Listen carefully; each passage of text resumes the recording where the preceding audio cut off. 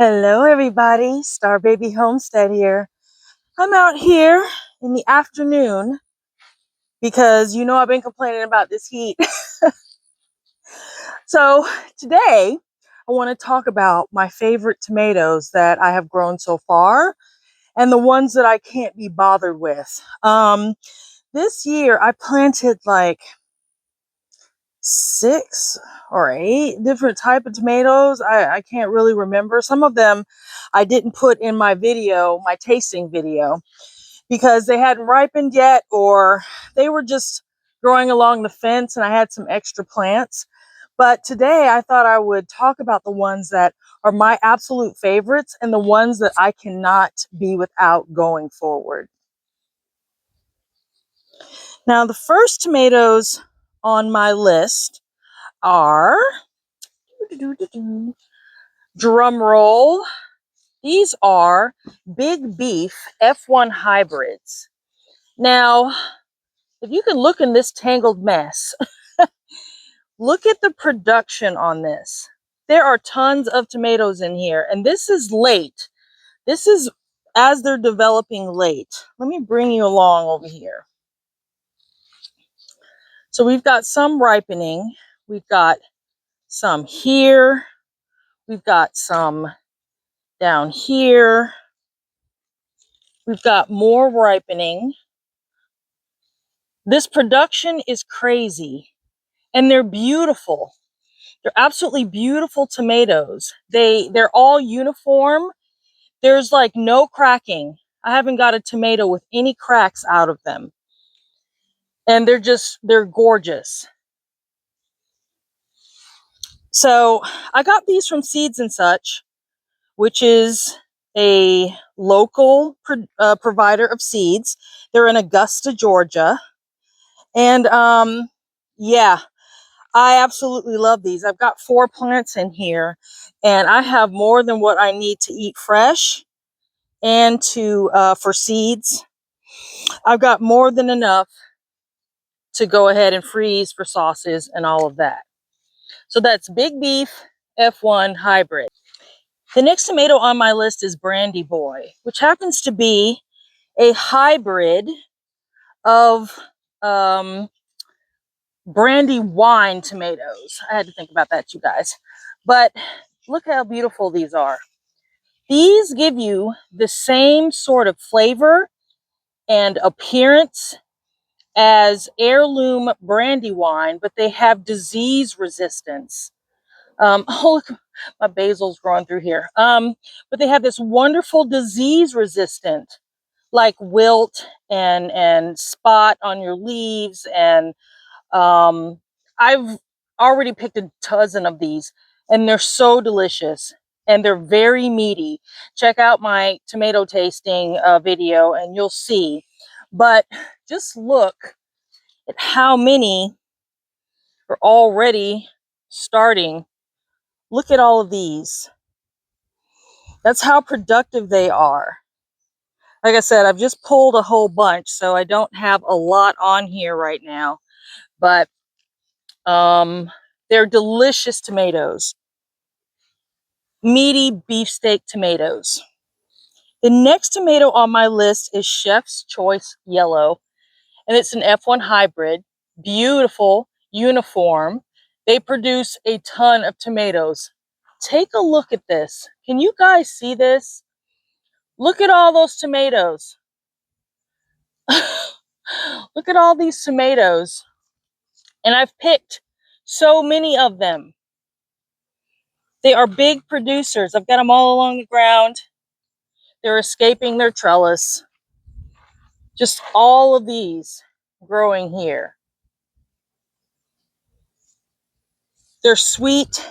They're like sunshine in your mouth. I swear, they're absolutely lovely tomato. They're crisp and they're juicy. Perfect for fresh eating and salads. I really wouldn't make salsa out of them, but I guess you could. But they've got a great tomato flavor. Now, you guys already know I've got my heirlooms over here, my heirloom green giants. Now, there's some back there that I need to pick.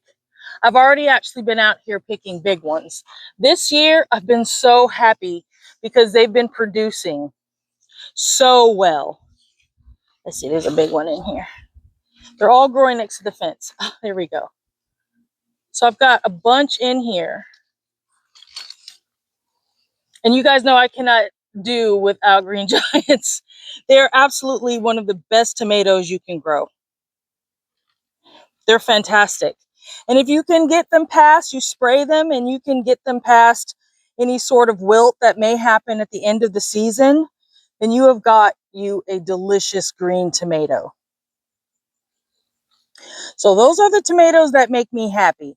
Let's talk about the ones where I'm kind of like, meh, but the reasons why I'm like, meh. Now, I am not sure, as much as I love the production on them, there's a lot of tomatoes that come from these Independence tomatoes.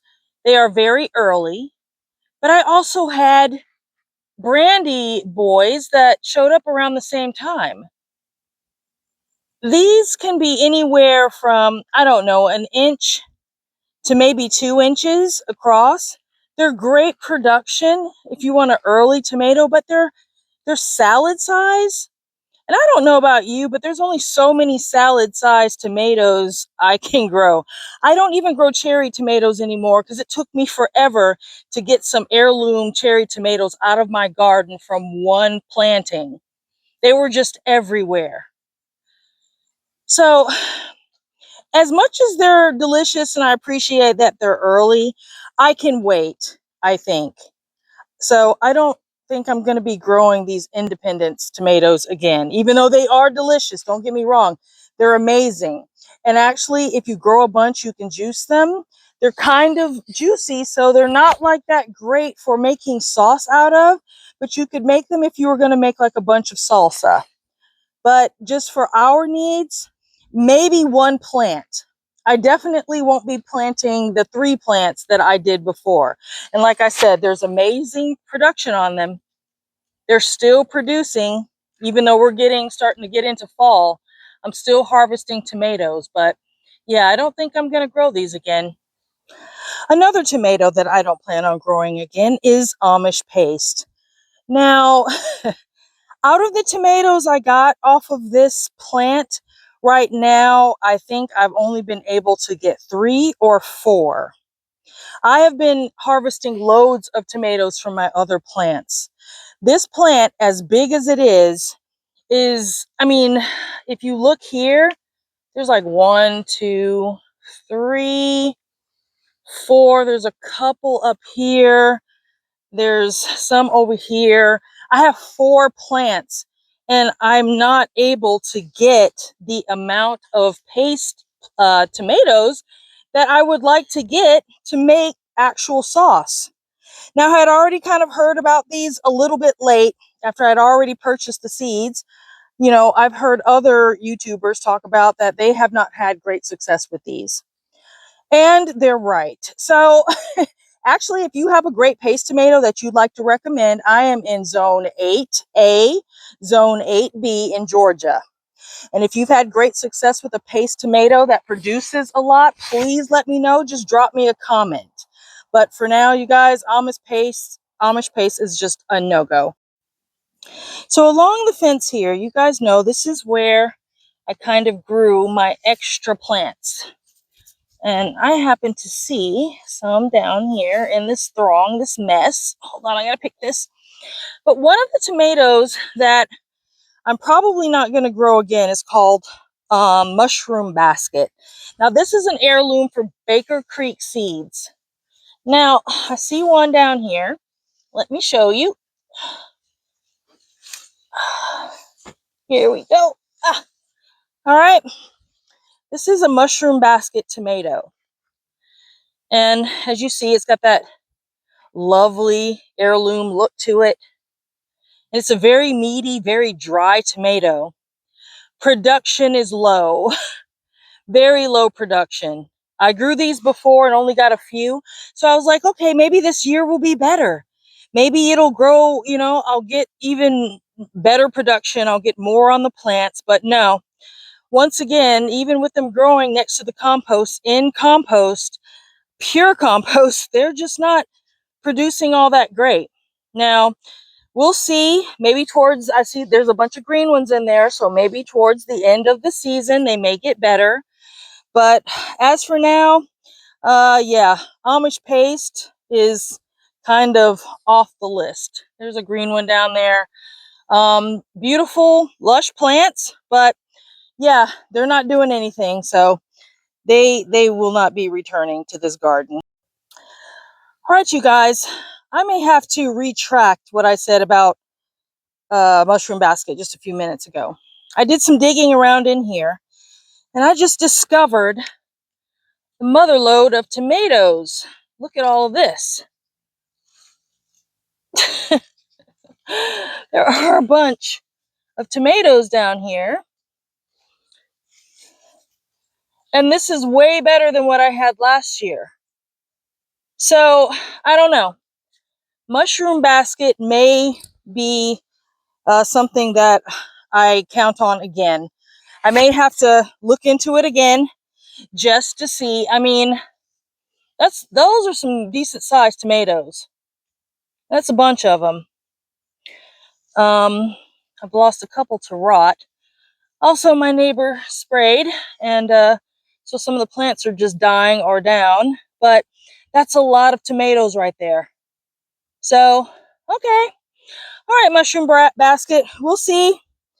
I'm gonna I'm gonna doctor some of these plants over here. I think I'm gonna lay some straw down, and yeah, mushroom basket it looks like it's producing a little bit better than Amish paste right now. That's for sure. So we may have to give it another chance. But yeah, all right, I'm pleased with that. So those are my favorite tomatoes and the ones that I'm kind of meh about. Leave a comment below. Let me know, what are your favorite type of tomatoes. Again, I'm in Georgia Zone 8A, 8B. Let me know what kind of tomatoes that are great for you for disease resistance. Let me know the ones that you've discovered are kind of meh.